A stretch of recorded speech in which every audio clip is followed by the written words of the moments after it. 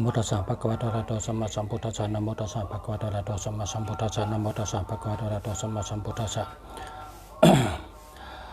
ภะคะวะโตอะระหะโตสัมมาสัมพุทธัสสะนะโมตัสสะภะคะวะโตอะระหะโตสัมมาสัมพุทธัสสะนะโมตัสสะภะคะวะโตอะระหะโตสัมมาสัมพุทธัสสะ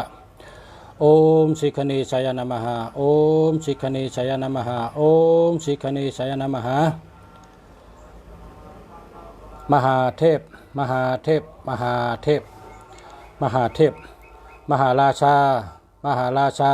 มหาราชาผู้ยิ่งใหญ่ผู้ยิ่งใหญ่ผู้ยิ่งใหญ่ผู้ยิ่งใหญ่ผู้ยิ่งใหญ่ผู้ยิ่งใหญ่เทพแห่งความสำเร็จเทพแห่งความสำเร็จเทพแห่งความสำเร็จโอมหาเทพโอมหาเทพโอมหาเทพสาธุสาธุสาธุ อันในกำใบเจ้าเทพแห่งความสำเร็จประกรรมไตก็ว่าขุนสางขุนสางเจ้าขุนสางอันย้อนไดกูเมียวเจ้าขุนสางอันจอยไดกูเมียวเจ้าขุนสางอันเฮ็ดสังอ่องเป้เป็นกูเมียวนะโมตัสสะภะคะวะโตอะระหะโตสัมมาสัมพุทธัสสะนะโมตัสสะภะคะวะโตอะระหะโตสัมมาสัมพุทธัสสะนะโมตัสสะภะคะวะโตอะระหะโตสัมมาสัมพุทธัสสะโอมสิกขาเนสายะนะมหาโอมสิกขาเนสายะนะมหาโอมสิกขาเนสายะนะมหามหาเทพมหาเทพมหาเทพมหาราชามหาราชามหาราชาผู้ยิ่งใหญ่ผู้ยิ่งใหญ่ผู้ยิ่งใหญ่เทพแห่งความสำเร็จเทพแห่งความสำเร็จเทพแห่งความสำเร็จสาธุสาธุสาธุรดนะโมตัสสะสามกัมนะโมตัสสะสามกัมก็ว่าโอมสิกขเนชายะนะมหาว่าสามกัมมหาเทพมหาเทพมหาเทพว่าสามกัม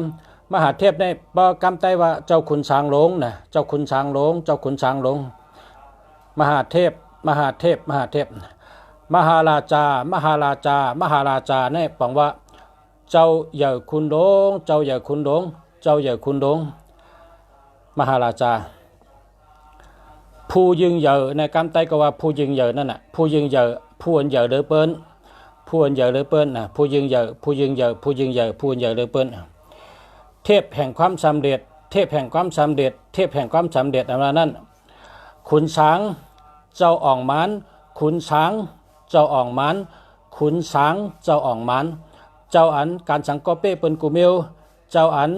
การสังกอเป้เปิ้นกูเมียวเจ้าอันการสังกอเป้เปิ้นกูเมียวนาการสังกอเป้เปิ้นกูเมียวนาการสังกอเป้เปิ้นกูเมียวนะนาการสังกอเป้เปิ้นกูเมียวนะคะเนี่ยเจ้าเนี่ยสาธุสาธุสาธุนะสาธุสาธุ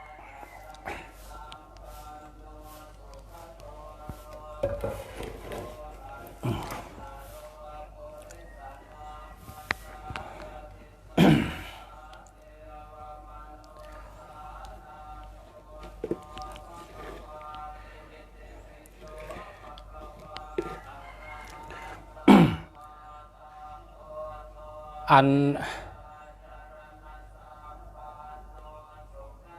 เจ้าอู้คนชาลาดว่าตั้งดีในเปิ้นสอนใต้เฮามานำหนายาวตั้งดีใน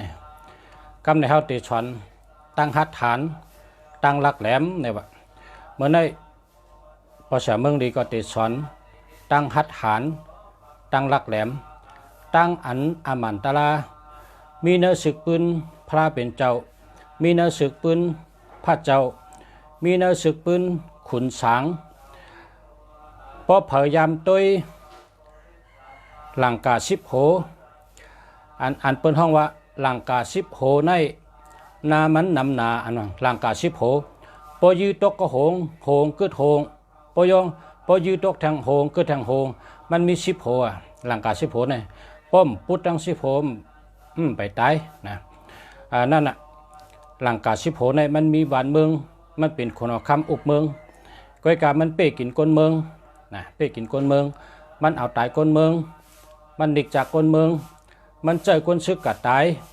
เอาลูกเมย์เป็นเฮ็ดซึกเห็นตายแปดหลังกาชิโผในมันเมือกน่ะการในมันเมือกน่ะพายกัดตึกก่อมเป้ได้พายกัดตึกก่อมเป้ได้การในเจ้าขุนช้างป้าเนี่ยขุนช้างอันดุงเสียยุคขึ้นเนี่ยจังเพียกแปดว่าพาราตึกก็เป้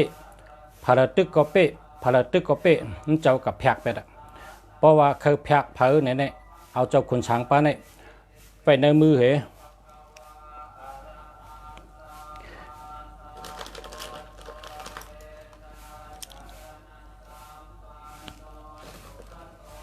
แพงแต่งใน7 ตนแพงแต่งใน7 ตนเอาขุนช้างนี่ไว้ในมือนะเอาขุนช้างในไว้ในมือก้นเขาขาในเฮ็ดช้างก็หลุดจ้อยกันนะเมืองมาในเป็นเปิ้นเป็นน้ำหนึ่งเจอเร็วกันนะเปิ้นออกมาอ้อมล้อมพร้อมกัน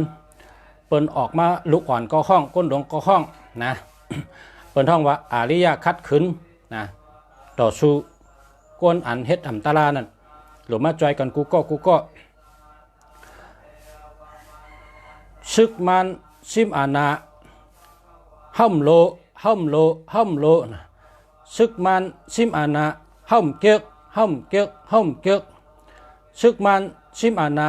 เฮาซึกมันลู่เดียวเชิงเฮาซึกมันลู่เดียวเชิงเฮาซึกมันลู่เดียวเชิงในเป็นวันนั้นจอมตังนั่นแก่ชงจีนั่นว่าเฮาตกซุ่มเชิงซึกมันเฮาตกซุ่มเชิงซึกมันเฮาตกซุ่มเชิงซึกมันเฮาตกซุ่มเชิงในเป็นวันนั้นจอมตังนั่นอ่านว่าเฮาคาไลดิโมคราซี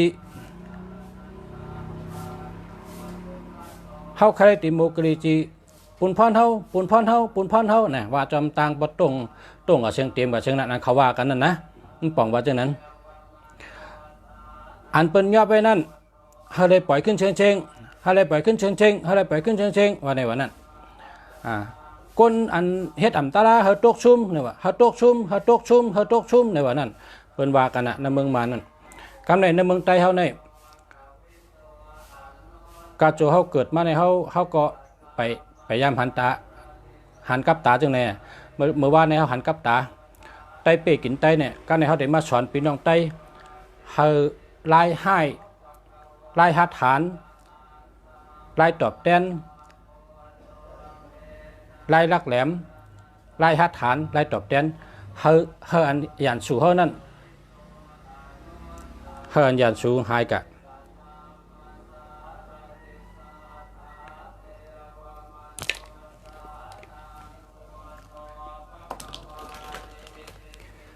เต้นเนี่ยอย่าไปเอาอันฮักนะตัวเองดีๆป้องฮักอย่าไปไตเอาเป็ดเฮายันสูนั้นตกซุ่มเชิงเฮายันสูนั้นลูกเดียวเชิงในเฮาได้สอนสูไล่นะก้นก็เหลอไล่เจ็บเจอก้นก็เหลอไล่เตอเจอเฮาพร้อมกันเผาพิษเผาเกลือตั้งเกลือหนึ่งจ้อยมาพิษหนึ่งจ้อย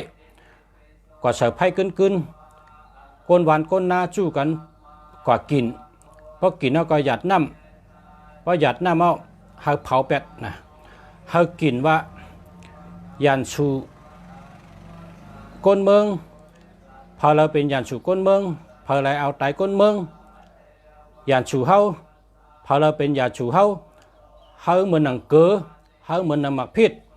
เนี่ยเอาเกลือตั้งหมักพิษเกลือจ้อยหมักพิษจ้อยเฉนมุกไผ่กึนเผาเป็ดต่อหน้าเจ้าเมือง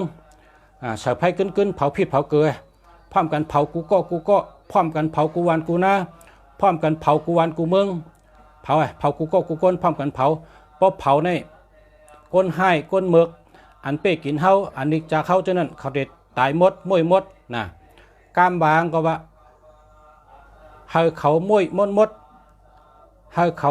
ตกซุ่มหมดเฮาเขาลู่เหลียวหมดเฮ็ดสังก็อย่าไปอ่องกว่าตึกอะไรก็เฮาก้านเบิ่งเชิงก้นอันเป้กินเฮาก้นอันเป็นหยานฉูเฮาในก้นอันมาเป้กินเฮามานิกจากเฮาในเฮาเขาตกซุ่มเชิงเฮาเขาลู่เหลียวเชิงเนี่ยว่าจังไหน ตุฉะนั้นก็กินเท่าก็หยัดน้ำประหยัดน้ำมันก็เผาเกลือนะ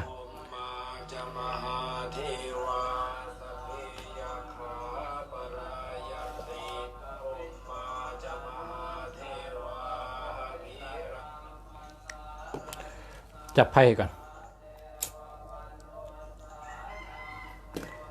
เฮาเฮ็ดกูเกาะเฮาเฮ็ดกุฏินะ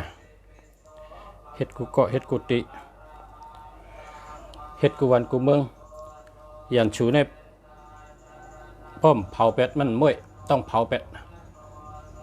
ยันชูในพอไพ่เตียนเขารับก็เฮิงรับมันหนังไพ่เตียนรับเนี่ยน้ำหยาดเขาหยาดต้องกะเพราะน้ำหยาดในแห้งเอายันชูก็เฮิงแห้งมันหนังน้ำหยาดเขาเนี่ย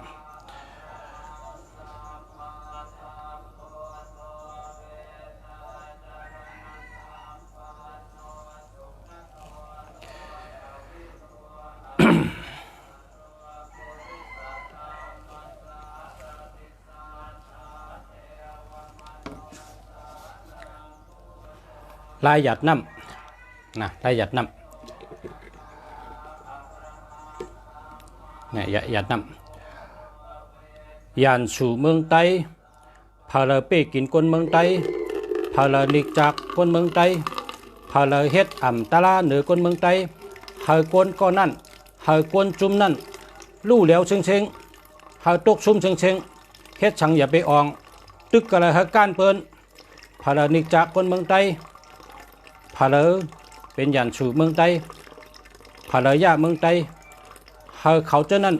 ลู่เดียวเชิงเฮาตกซุ่มเชิงกุศลไอเกียวอาเมียเกากินเกาสละเมืองดีกินสู่เจ้าวันเมื่อไหนเฮาสู่ลู่เดียวเชิงเฮาสู่ตกซุ่มเชิงยันสู่เจ้านั้นพาเลยเป็นยันสู่เมืองไต้พาเลยาเมืองไต้พาเลยนิจากคนเมืองไต้เฮาตกซุ่มเชิงเฮาลู่เดียวเชิงสาธุสาธุอันนี้เป็นกรรมกิน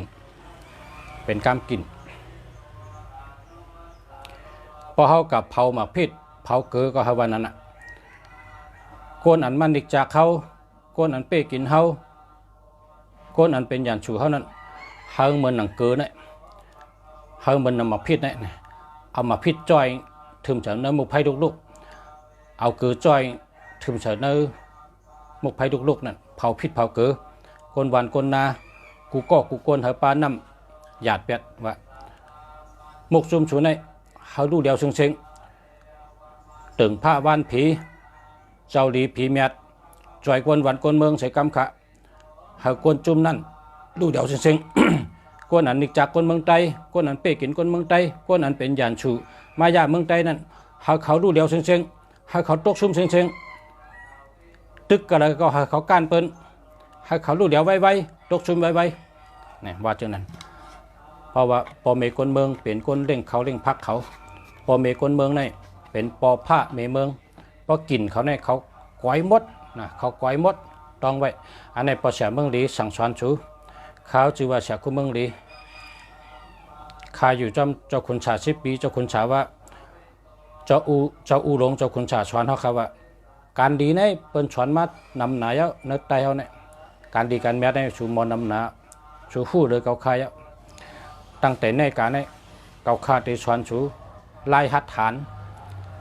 ลายลักแหลมเข้าคาหลูหัดฐาน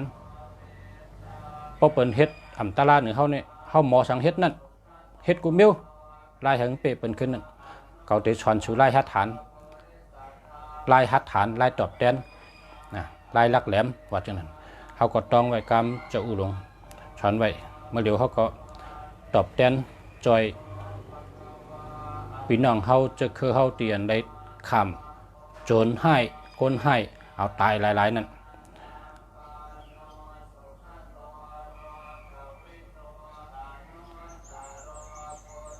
เกินนับเขาได้กินเขาได้ไผ่ก็ได้เต้นเพลงแต่ง7 ตนมีฉลากกองเฮ็ดแบนเมลมันกวนซึกกวนเมืองอันชูไรญายันชูเอาตายนั่น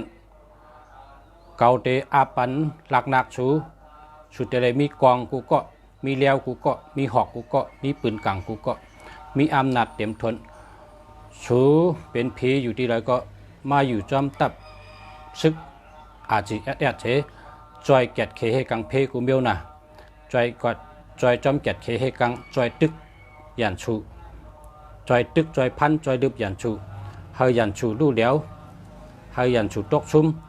อาจีเอสเฮเปเปิลอาจีเอสเฮเปเปิลอาจีเอสเฮเปเปิล